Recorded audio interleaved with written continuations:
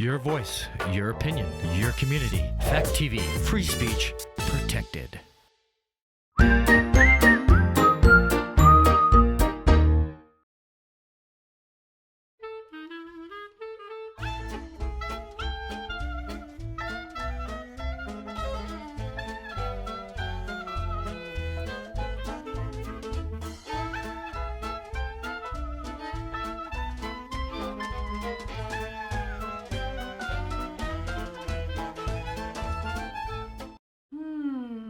What can I have for breakfast?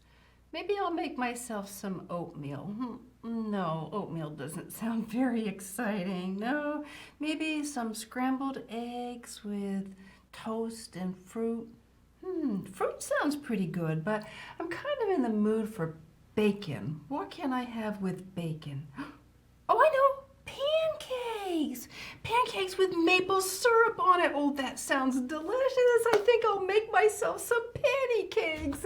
Oh, hello there. Welcome to Grandma Kitty's house. And I'm Grandma Kitty, of course. Oh, I was just thinking about making myself some pancakes and then putting some delicious maple syrup on them. Oh, my goodness. Pancakes just aren't the same without maple syrup, right? Oh, maple syrup makes them taste so good. Don't you just love maple syrup? Oh, I do. Oh, that reminds me of a story I just read recently. This is a story about making maple syrup, and this story will tell you how it's done. And this story is actually written by someone I know. I've met this person before. So this is called Sugaring, and it's by Jesse Haas. Why don't we read that together, shall we? We'll find out how to make maple syrup. All right, so Gramp and Nora are gathering sap. Cold nights and sunny days, that's sugaring weather, says Gramp. 4 buckets hang on one big maple tree. Gramp takes a bucket down and pours the sap into Nora's pail. Then he hangs the bucket back on the tree. Sap drips into it. Tap, tap, tap. Gramp empties more buckets into his pails. Tap, tap, tap. Tap, tap, tap. Oh, sounds like the sap is running. Come on, Gramp tells the horses, and they pull the big tank closer. Their hooves sink deep in the snow. Their breath makes a cloud. Sweat rolls from under Bonnie's collar and down Stella's nose. Whoa, Gramp says. He pours the sap into the tank. 1 pail, 2. Gramp waits while Nora drinks from the 3rd pail, and he drinks too. Sap tastes good. Cold, sweet water. Can I give Bonnie and Stella a drink? Nora asks. They're working hard. Not from the pail, Gramp says. They'll want to stop at every tree. I need them to stop where I say. If they know that there's something cold and sweet in there, they're going to want to stop at every bucket, huh? Nora cups her hands. She dips some sap from the pail and she hurries to Bonnie and Stella. The sap drips out through her fingers. Bonnie and Stella lick with their big pink tongues, but they only get a tiny taste. It's hard to give sap to horses, Gramp says. Never mind, they'll get plenty of hay for lunch. But they get hay all the time, Nora says. Sap is special. When the sap is gathered, Gramp drains it into a holding tank. After lunch, he starts a fire in the sugar house. Sap from the holding tank flows into the long pan and begins to boil. Gramp tells Nora horse stories. They feed the fire and sing songs. Slowly, the sap at the end of the pan turns brown. Oh, it's turning into maple syrup. When it's almost dark out, Gramp goes to get more wood. He gives Nora a tin cup of cream. You know what to do, he says. I'll be right back. Nora stands on a heavy stump high enough to see inside the pan. She watches the brown bubbles. Are they getting higher? All at once the bubbles lift. They almost boil over the top of the pan. But Nora is ready. She dips her finger into the cream and she flicks a tiny drop onto the bubbles. With a sigh, they whoosh back down. Oh, she kept it from boiling over. That would have been a mess. The horses' hooves crunch the snow. Gramp drives them close to the sugar house. Whoa, he says, and hurries inside. It boiled up, Nora says. It's almost ready, Gramp says. He dips his scoop into the pan and holds it up to watch the drips. The horses puff outside the door. Couple more minutes. He dips and watches until the syrup slides off the scoop in one smooth sheet. It's looking like maple syrup. All right, Gramp says. He opens a faucet on the side of the pan. Thick brown syrup pours into a kettle. At the other end of the pan, clear new sap flows in to replace it. Gramp shuts off the faucet. He puts some syrup in a glass and sets it in the snow to cool. Nora can hardly wait to taste it. Maple syrup is even more special than sap. When the syrup is cool enough, Gramp and Nora drink some. It's so sweet they can only take little sips. Oh, that's good, Gramp says.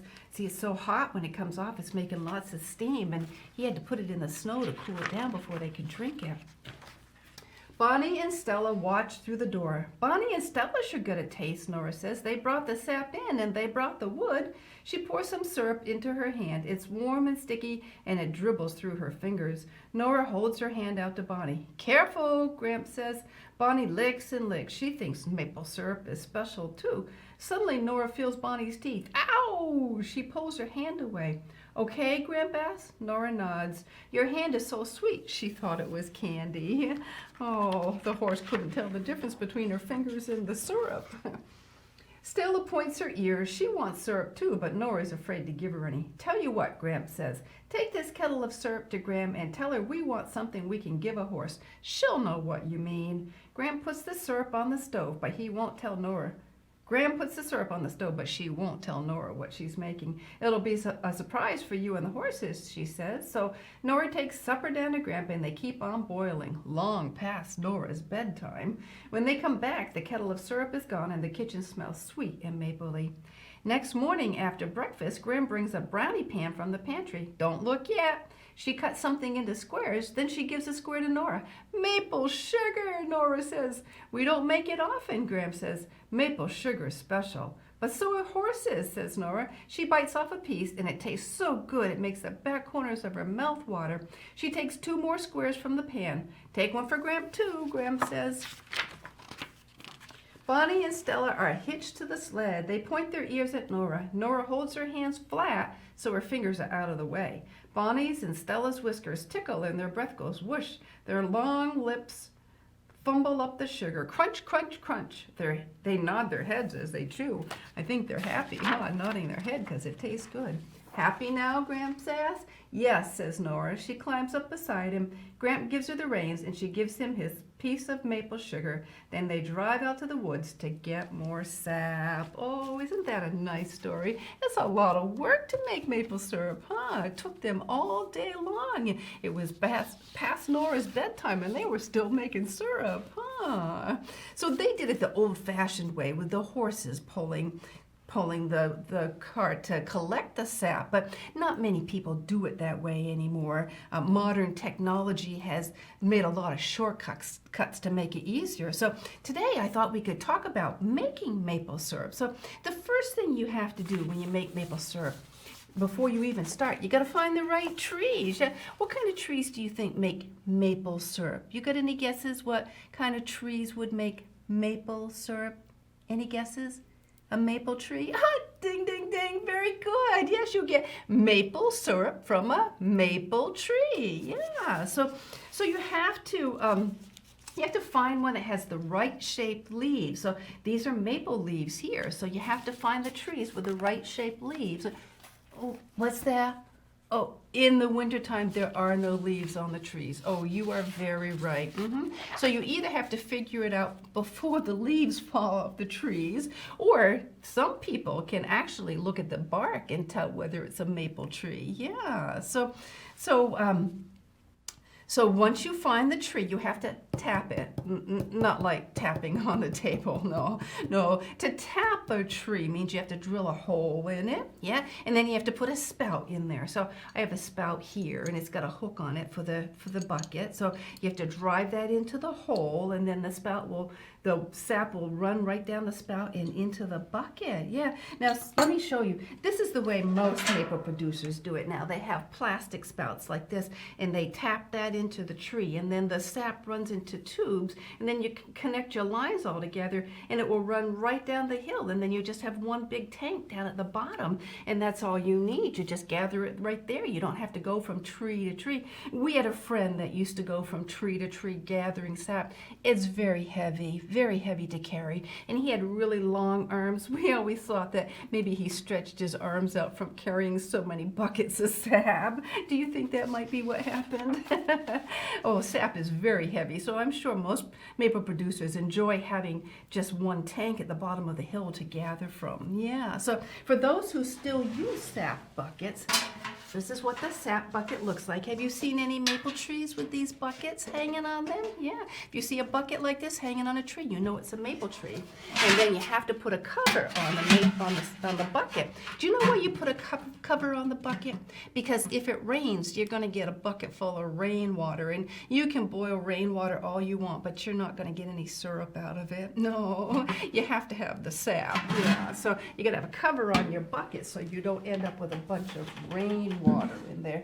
Do you know how much sap it takes to make a gallon of maple syrup?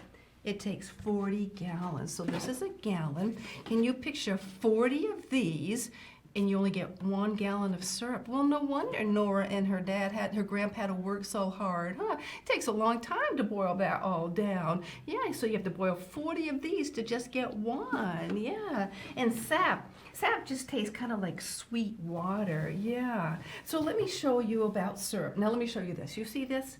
This is not maple syrup. No, this is pancake syrup. Yep. So let me read the ingredients. Water, sugar, cellulose, gum, salt, artificial flavor, potassium sorbate, citric acid, caramel color, sucralose, guar gum, sorbic acid. Did you hear anything about maple?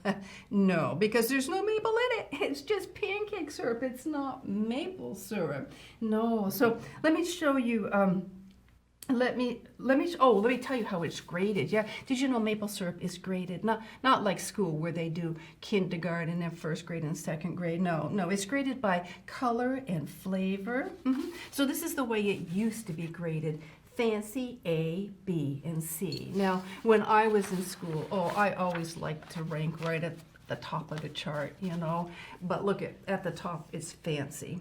And that just didn't work for me because I'm not a fancy person. No, I'm just a bit of a plain Jane. Yeah, so, you know, I did like getting my A's in school though. But you know, when it comes to maple syrup, well, I'm okay with dropping a few grades and going right down here to the C. Oh yeah, the C. Oh, that has the most flavor. It's the darkest syrup, but it has the best flavor. Yeah, but you know, there is no grade C anymore. No, the USDA wanted everybody to use the same grading system. So this is what it looks like now. They're all grade A, but it's grade A golden, grade A amber, grade A dark, and grade A very dark. And the very dark is probably what used to be the C. Yeah, a lot of people use the very dark for baking because it's got so much flavor. Yeah, so if you ever go looking for syrup, go for the dark stuff. Yeah, let me show you how it's packaged. It used to be packaged in tin cans like this, which was really neat because you could have pretty pictures on there.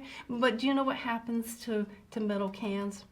They rust, yeah. And who wants rusty maple syrup? No. So now they put it in plastic jugs like this. Yeah, most maple producers use plastic jugs. Yeah, and usually you can find their name on the jug somewhere, so you know who made it. But let me show you. Some people use glass. Look at this. Isn't that just so sweet? A little maple leaf. And what's nice about this is you can also see the color. You can tell if it's a dark maple syrup or a light maple syrup. And oh, let me show you this one. This one is really cute.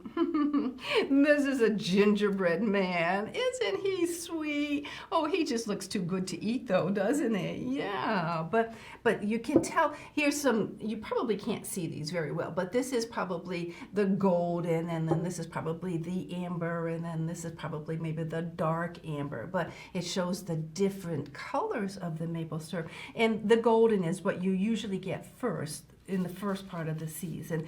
Oh, but let me show you what I like best about maple sugar season.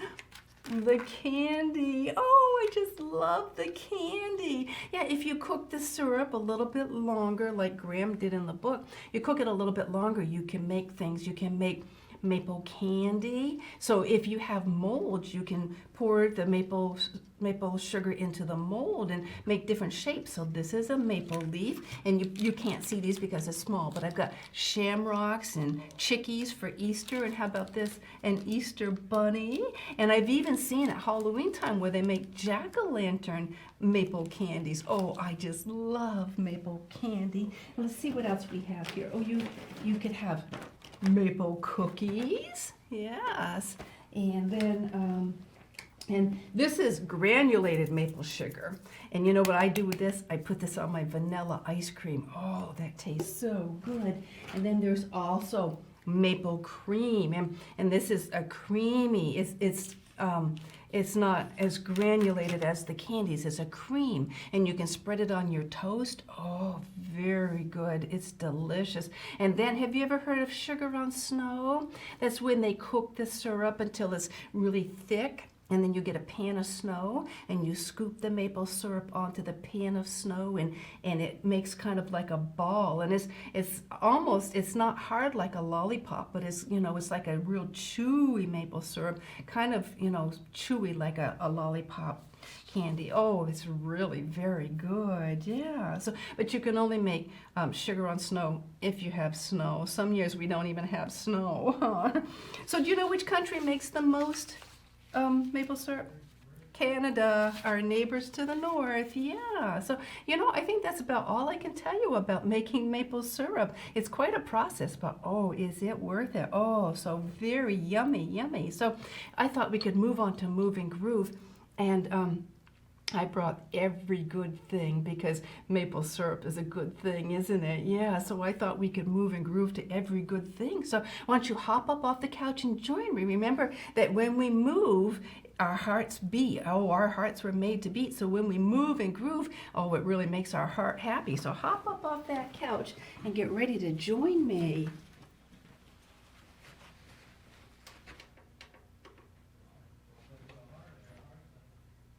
Every good thing, every good thing, every good thing, every good thing, every good thing, every good thing, every good thing, every good thing, every heartbeat, every day we get to breathe. You're the reason for anything that lasts, every second chance, every laugh. Life is so sweet. You're the reason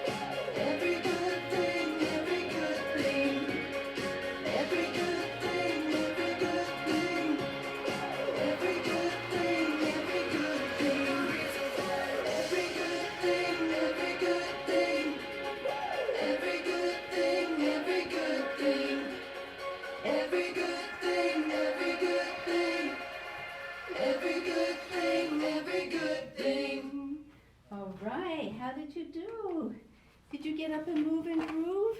Oh, we have a lot of good things to be thankful for, don't we? Oh, yes. Maple syrup's one of them, right? All right, so let's check our bee basket. Remember that our bee basket are the things we want to be. So let's see what we have. Oh, look at this. This is just so appropriate. This is Bee Sweet, and oh, you can't get much sweeter than maple syrup, can you? Oh, so you know, I looked up different words that mean sweet, and oh, you won't believe what I found. Let's just turn the poster around. Look at all these words. These are all words that could mean sweet, could be another name, another word for sweet. So, of course, we have delicious right up here, and that's how maple syrup tastes, right? Delicious. But all these other words, well, they describe kind of what it's like to have a sweet personality. Yeah. So, oh, these are all just wonderful words. You won't find a bad word up there. Not that Grandma Kitty would use a bad word anyway, but if you look closely, you will find some four-letter words. Oh, yes, you will. Yeah, we've got fair, kind, nice. Those are all four-letter words, aren't they? Yeah, those are good words. Oh, good. That's another four-letter word. So, see, Grandma Kitty does use four-letter words sometimes. Yeah. Yeah, well, these are all nice words that, let's just go through them quickly. We've got fair and sympathetic. Loving, agreeable means you don't argue with your mother all the time. Considerate and thoughtful, those kind of go together. It means you think about other people's needs. Oh, patient, we talked about that. That means waiting without complaining, right? Oh, beautiful, pleasant, kind, delightful, good-natured, and nice, generous, and unselfish. Those go together, right? That means that you share things and you don't keep it all for yourself. Charming, affectionate. Oh, my goodness, they are all really nice words, aren't they? Oh, looking at that, that makes me want to have a sweet personality. Doesn't it make you want to have a sweet personality? I would like to be all those words. Yeah, it's kind of hard, though. That's a lot of words, isn't it? Yeah, but yeah, I think that being sweet would be a wonderful thing to be. Don't you think so? Yeah, it gives us a goal to work toward, huh? Yeah, but, well, you know, talking about sweet things, oh, it just makes me think of that maple syrup again. And, you know, you could make some maple syrup. Did you know you can make your own maple syrup? Yeah, just find a maple tree and tap it and put a spout in the hole and hang a bucket on it. And you could use anything for a bucket, really. I have seen people in the past use milk jugs, just cut a hole in the milk jug and use a milk jug to catch their sap. Yeah, so you could use any kind of a bucket to catch the sap. Yeah, and then just boil it in your kitchen on your kitchen stove, yeah, until it turns into syrup. I've done that with my kids before. Yeah, it might make your kitchen walls a little bit sticky. Oh, but think of that delicious syrup you'll have when you're done. Yeah, you'll have fresh syrup to put on your pancakes. And oh, well, speaking of pancakes, I was going to make some pancakes. Oh yes, I've got some pancake mix right here, and oh my goodness, I certainly have plenty of maple syrup, don't I? Yeah, so, oh, that just sounds so delicious. I can hardly wait. Well, I hope that before sugar season is over that you get a chance to visit a sugar house, and then you can see for yourself how it's made, and maybe they'll give you a sample of fresh syrup. Oh, that would be so delicious. So I hope you get to do that and see how much fun it is to watch them make maple syrup. And now, I think that now I should head to my kitchen and make my pancakes because I really want to try some of this syrup. Yeah, so, well, you take care. You stay healthy, safe, and happy. Grandma Kitty will see you next time. Bye-bye.